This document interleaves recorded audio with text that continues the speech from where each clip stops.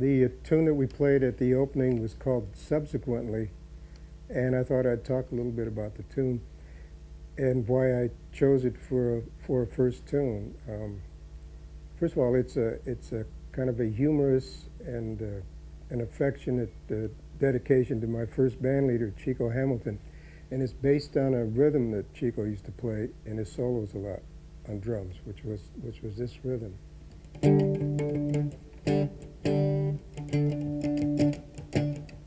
He'd use that and he'd fool around with it and make kind of jokes about it. The other thing was that Subsequently is a favorite word of Chico's, so that's why I called the tune Subsequently. So in the course of figuring out an opening tune, I thought that Subsequently has some nice surprises in it, and I think it's kind of dramatic.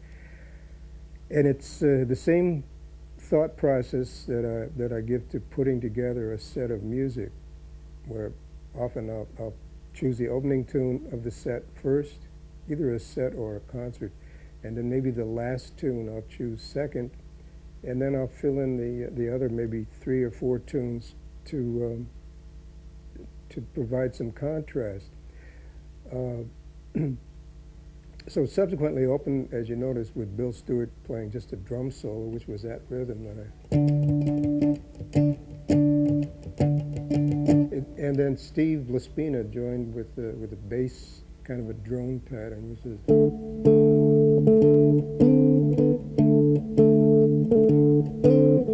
So the whole thing is built around that D bass note there. What's it?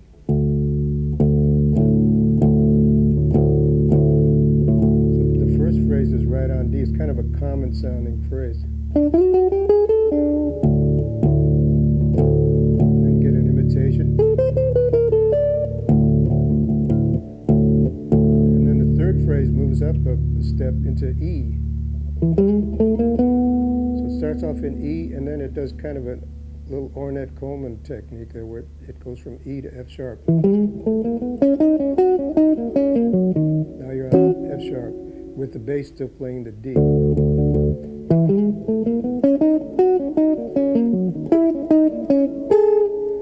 So that's kind of around F sharp there with a blue note.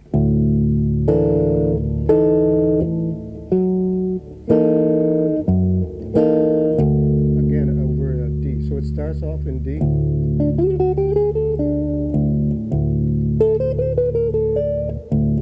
goes up to E. And ends in a sort of an F sharp tonality. And then I take that blue note there from the F sharp, which is an A natural and a G sharp, and I change the spelling of the G sharp to an A flat, still over the D drone, and it becomes something in either A flat minor or A flat, kind of a blues scale. I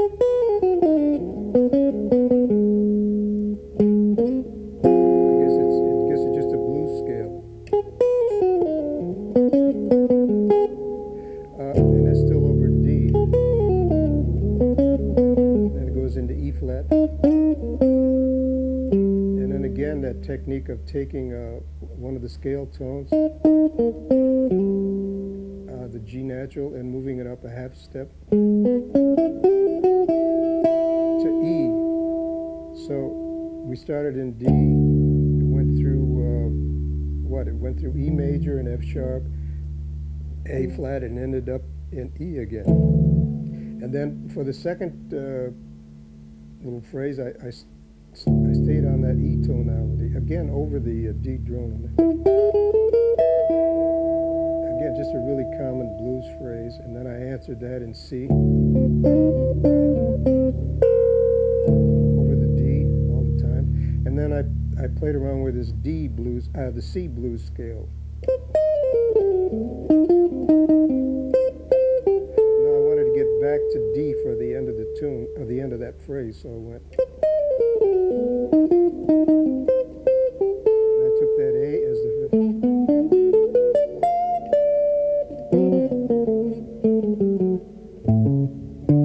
I got this thing tuned wrong here. Got my fingering.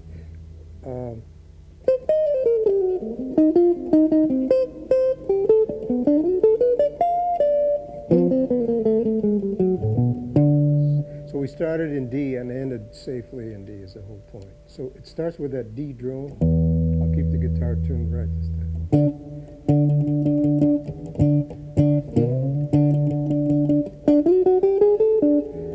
And also, I didn't make the phrases symmetrical. I purposely moved them around a little bit in the meter so they don't all start where you'd expect them.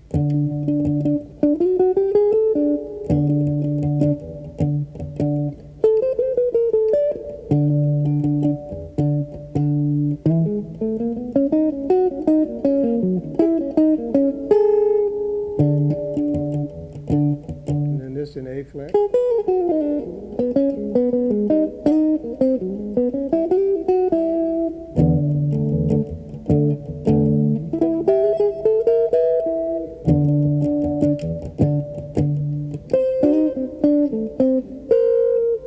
Those are groups of 5.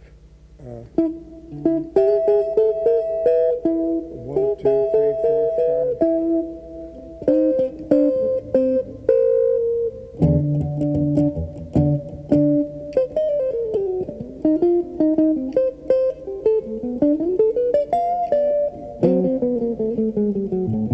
Another 2-bar drum fill here. Then we're into B minor, the relative minor.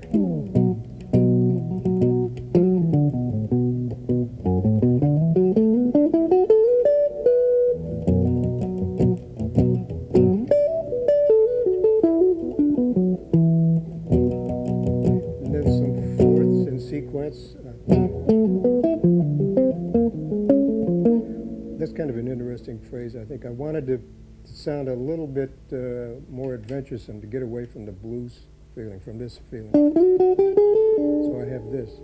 It begins to B minor sequence. That's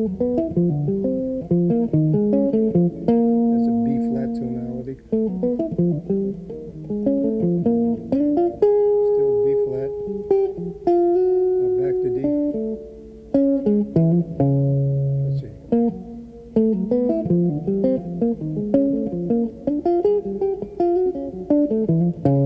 It ends with that kind of funny note. And then this phrase again.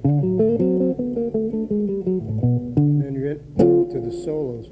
And the solo section is just this D pedal point for 16 bars, and then you have 8 bars of B minor. 6 bars actually, and then a break, a 2-bar break. And then the solos. Oh, in this solo, in order to keep with the humorous part of it, I was trying to get these effects which Don Pullen gets on the piano by kind of rolling his hand around the piano. Somebody said that it sounds like a little kid playing in a bathtub throwing water around. So it's this kind of a thing.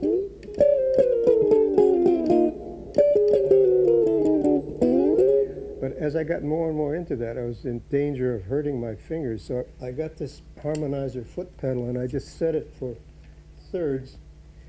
And that way I can get these effects without injuring myself. And if I play a triad, it gets a nice effect, I think, and I believe it's in keeping with the humorous part of the tune. Pat Metheny liked that. He caught on to it right away when I played it for him on the tape. He probably invented the foot pedal. And then there's a piano solo with some breaks, and then there's a guitar solo, and then there's a drum solo. Chico would like it that way. And then we play the melody again, and the end, let's see.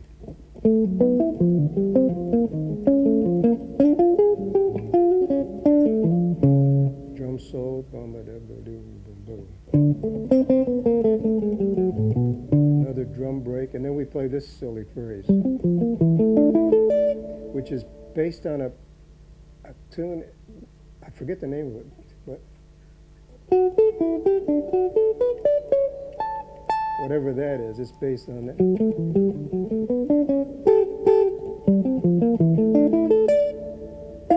And then on the recording we did, the Music Masters recording, we actually all say subsequently at the end, but I figured enough was enough, so we just entered it this way.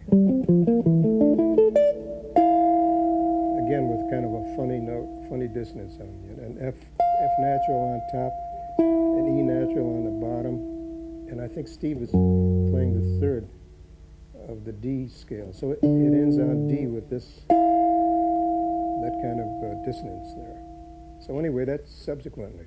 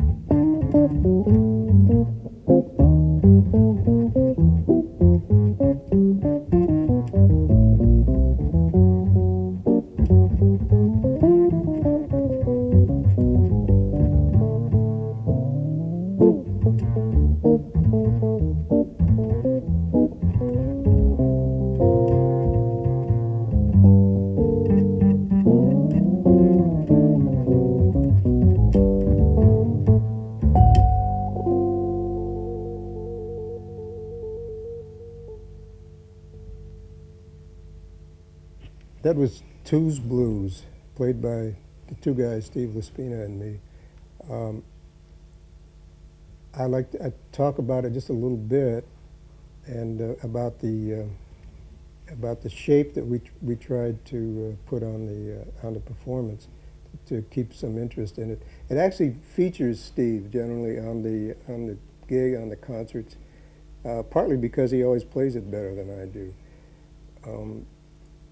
And then I get to play some light, almost acoustic rhythm behind Steve. And I think by playing, again, almost acoustic rhythm, it gives Steve, it gives him something to react to. It gives him the harmonies, and yet it's not so loud that he has to overplay. At least that's the idea. Is that what it feels like? Yeah, it feels great, actually. It's it gives me as a soloist something that bass players don't often get, and that's having you play the time and the harmony behind me, but it also sets up a real springboard. Yeah, I try to play it, the time there, a little bit like what I imagine a drummer would do on a saxophone. So actually sometimes I end up holding the guitar pick this way, between the thumb and second finger, as opposed to thumb and first finger. Why don't I'll play a little bit of that for you, Steve.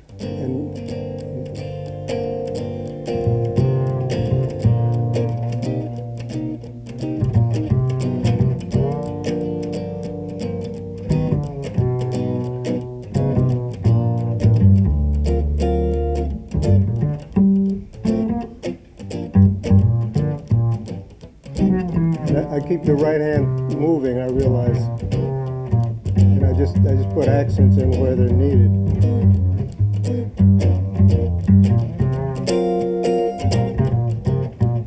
And I can do little volume changes that way too.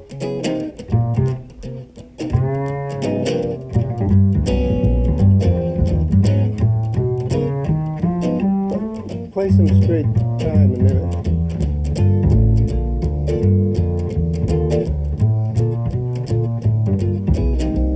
I can kind of comp and play rhythm at the same time by keeping it at a low volume like this. Let's talk. Thanks, Steve. Let's talk about the fingerings too. Starting with me, because what I did was, since I was going to play it in octaves with Steve, I worked out some fingerings that I thought would go that would get a nice blend with the bass. So the line is that kind of thing. So instead of playing it down here,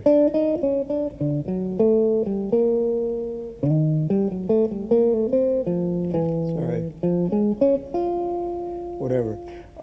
I worked out some fingerings just on the last four strings of the guitar, because I kind of assumed that they would be similar to what. Play the line on the bass once and let's see. Okay. So use an open D. Right, so yeah, I use an open D. I see. And then oh yeah. However, I imagine that it could also. I've thought about doing it this way, just because of the way it sounds, keeping it on one string. I do that a lot too, to keep the quality the same. You know, right. So I worked out a fingering similar, actually.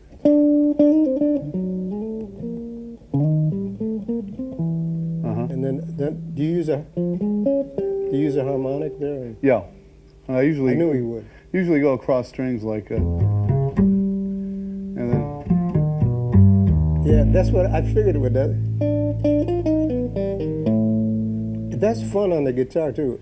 It looks kind of weird, but you get to do a little dance with your hand that way. Right. And I think it feels better rhythmically than, but see.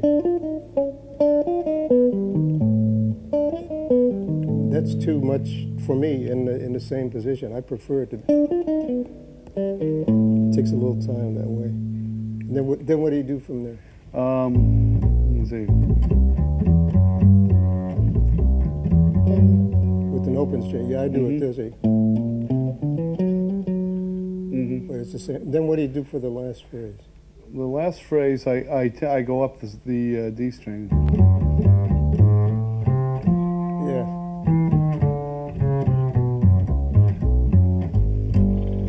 Yeah. That took a long time. Yeah, I believe it. That's a tricky one. I confess I leave out a note or two on that because I know Steve will have it covered. You hope.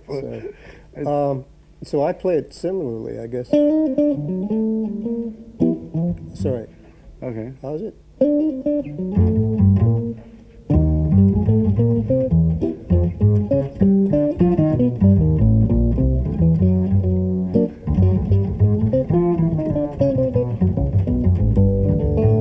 Then there's more, right?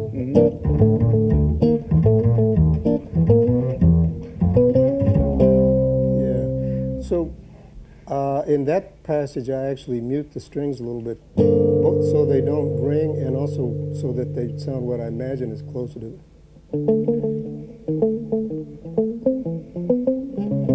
It's closer to the bass sound.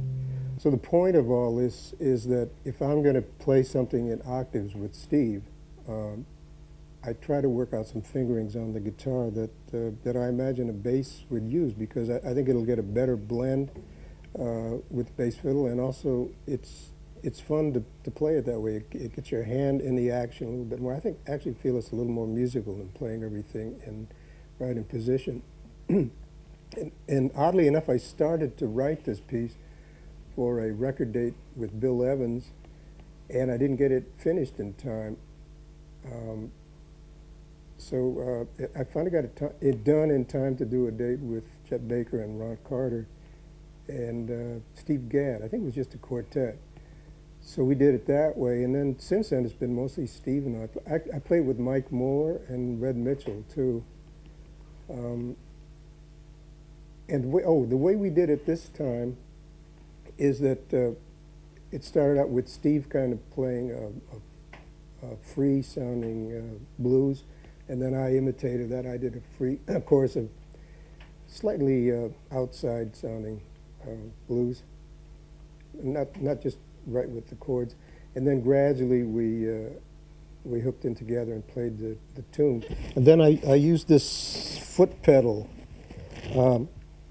My excuse for using foot pedals is that, well, first of all, it kind of jars me into another frame of mind for a while. And the other thing is that my favorite band and my favorite musician is orchestra. And Duke's band used all kinds of effects. They use mutes, theatrical band. So I figured if they could do it, I can do it for a chorus or two. So, this tune has some fifths in it. So I used the fifth setting on this foot pedal.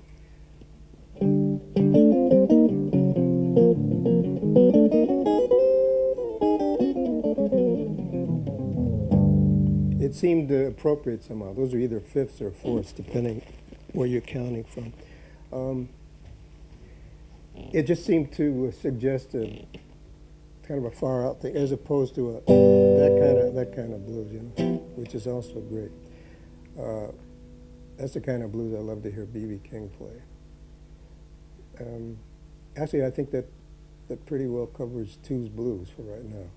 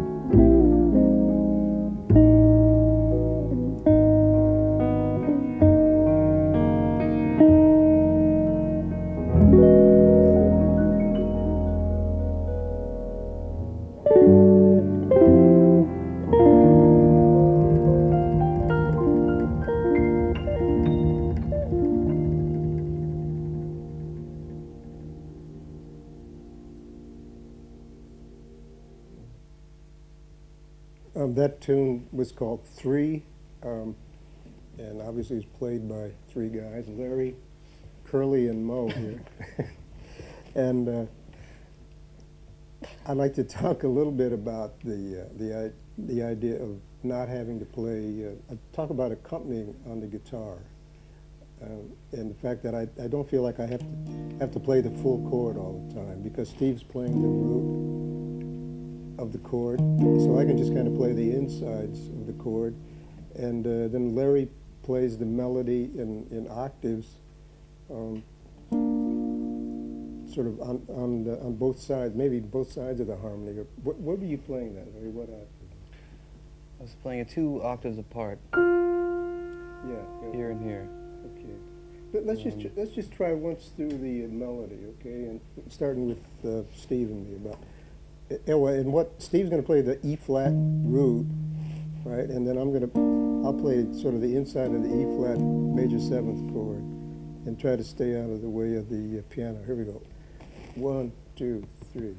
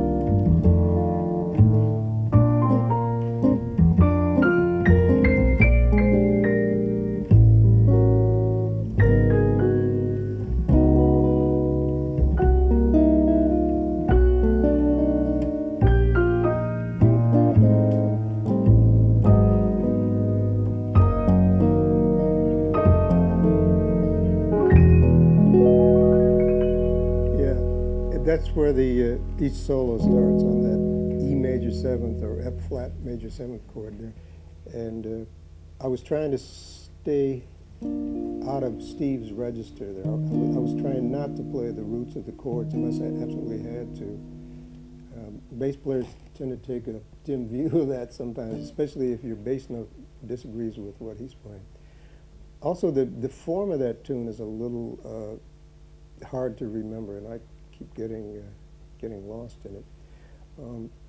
So why don't we try? I'll see if I can play a solo on the chords to it. Starting at, here we go. I'll give you 3 counts, and we'll just go through with the harmonies. 1, 2, 3.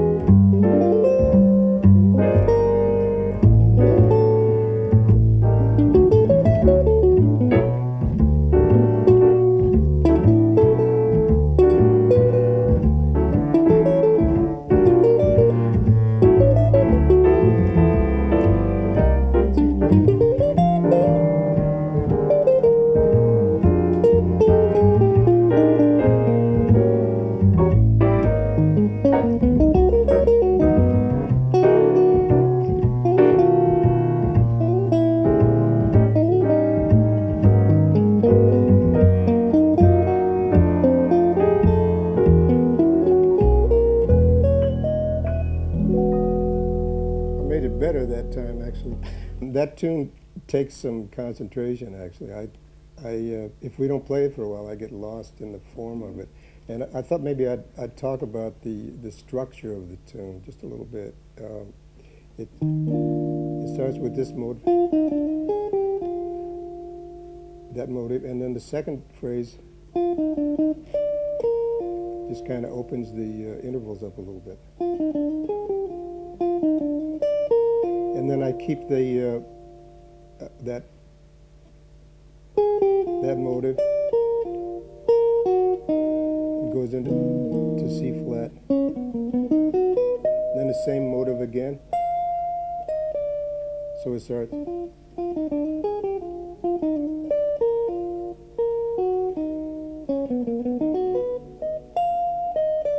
And then there's this section here that keeps the same motive going. With a little tension there. How's that sound on the piano?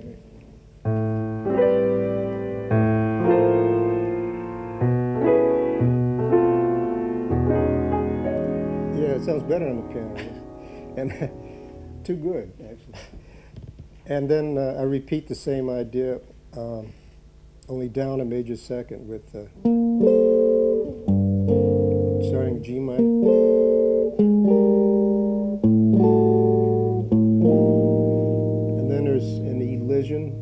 That I get back to the melody a bar earlier than you think.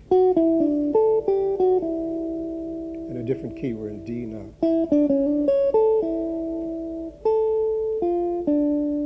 And then I take that motive again. Again. And then again. Same motive. Where I get lost. So the whole piece is really built around just maybe 2 phrases. This motive, it's seconds going down, and then 1 up, and then seconds down again, scale-wise, I mean. Then it opens up.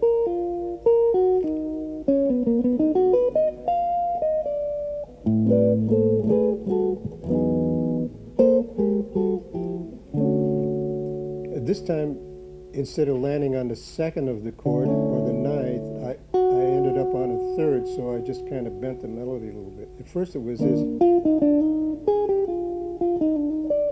but the second time it's this. Sounds a little bit like a Arrivederci Roma right there. So really I think that's just about all I have to say about the shape of the tune. The point I was trying to make with demonstrating with this tune was that I don't have to play the full chords all the time. In fact, we'll play the beginning again, and I'll have Larry play maybe 8 bars of the melody while Steve and I accompany him, and then I'll play the melody and Larry accompany me. Let's just do about 8 bars, Larry, starting right on the melody. Here we go. Okay. 1, 2, 3.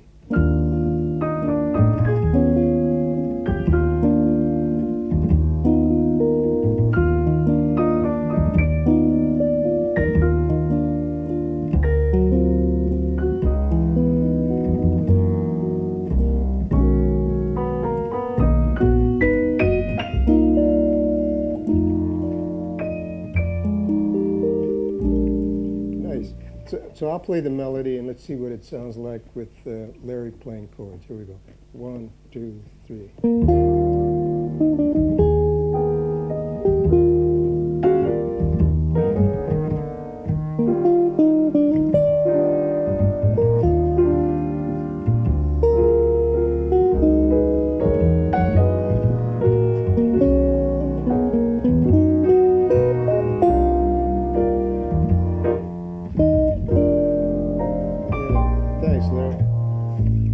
So I think that's really about covers pretty much the major points that we had to make with this tune.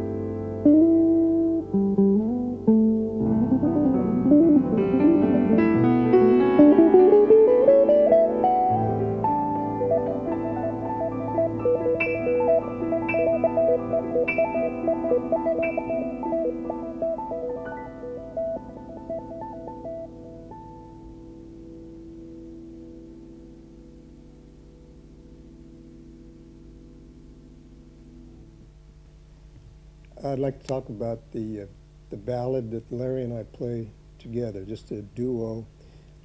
Maybe talk about duo playing and what that involves. It's interesting to me that no matter how much you talk about playing music together, it seems that there's some people you can play with and that others are really difficult. Larry is really easy to play duos with because he listens. That's the reason. This tune, All Across the City, I wrote in about 1965, and I actually wrote it for a record date with Jimmy Raines, O.C. Johnson, and Steve Swallow on bass. And it was a tone poem about New York City. When I think New York was probably a little more innocent city in those days. If I wrote it now, I'd have to have car alarms and screams in it, probably. Anyway, let's play a little bit of the very beginning. We do a kind of an abstract intro just to get maybe some city sounds, whatever occurred. Just play the beginning, okay? Just whatever you Okay. feel.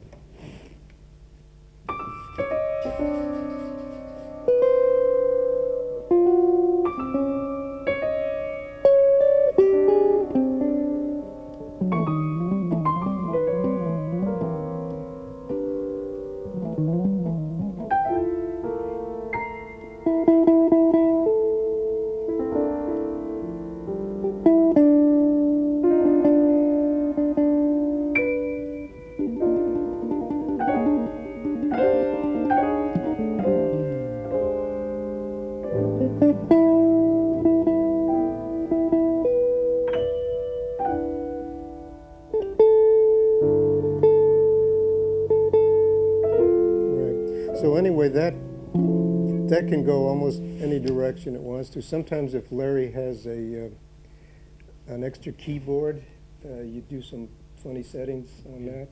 And then sometimes play some of that stuff on the inside of the piano too. Oh, yeah? We started out that way. Okay. The idea is just a kind of an abstract introduction that would suggest maybe, I don't know, dawn in the city. All right, that's nice.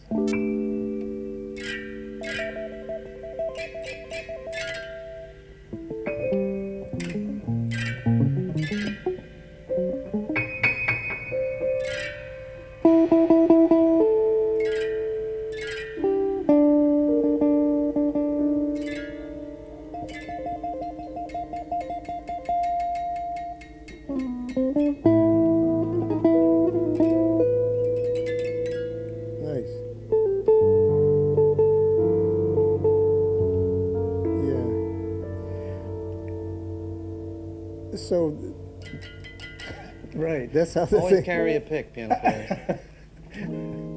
Let's carry a piano player, guitar players.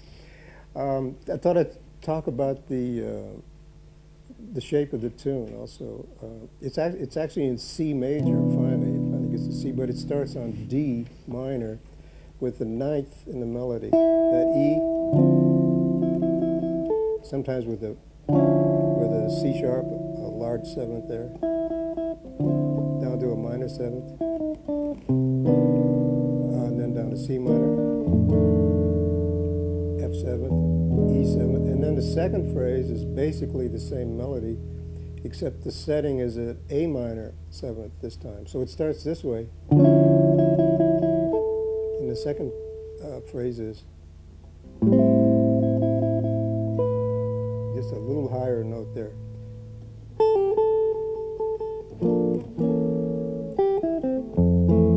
And then it gets into this part that's a little hard to play over again.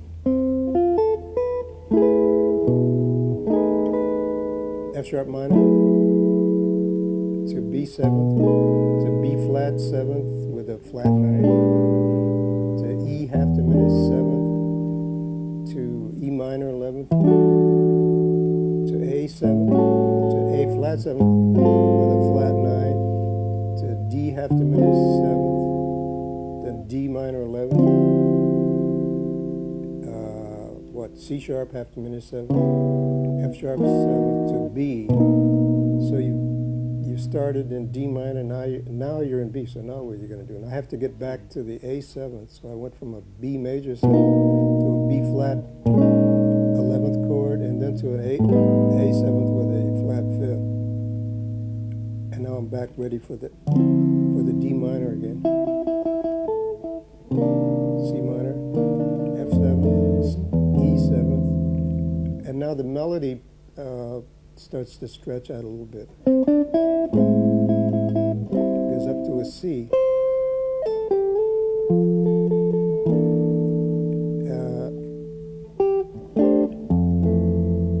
F, B7 flat 9th, B flat 9th. Now we get up to the highest note of the melody. So there's kind of a payoff there. You start off down here on the E.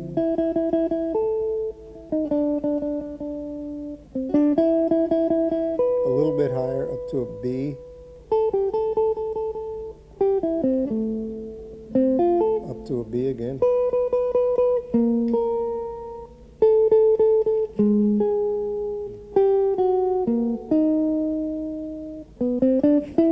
Up to the E, from the D sharp to the E.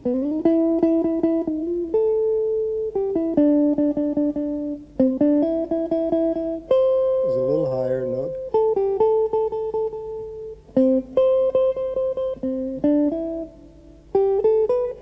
To a D, and now it winds back down again.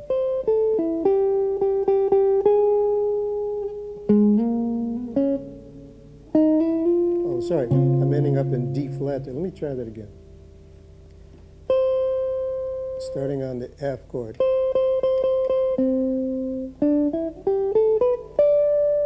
Up to a D natural, which is the highest note of the tune.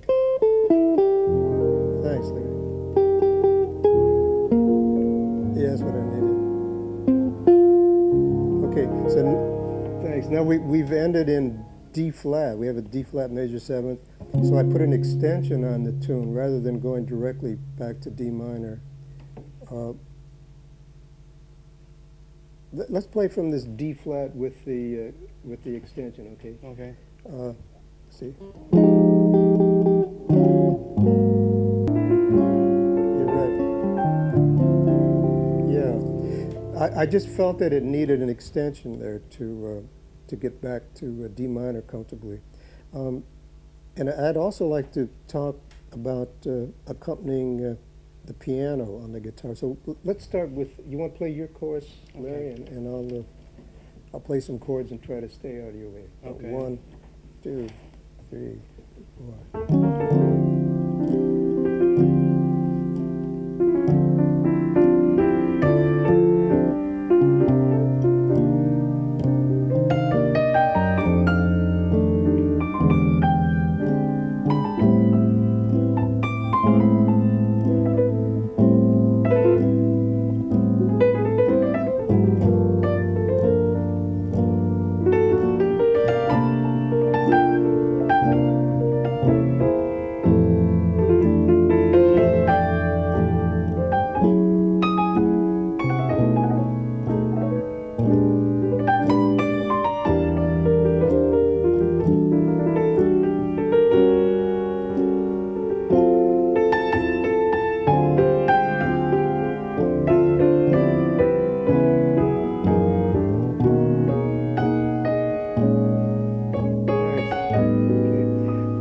When I'm playing behind Larry, just without the bass, I feel free to use those bass notes that I stayed away from when Steve was playing. So I use a little fuller chords.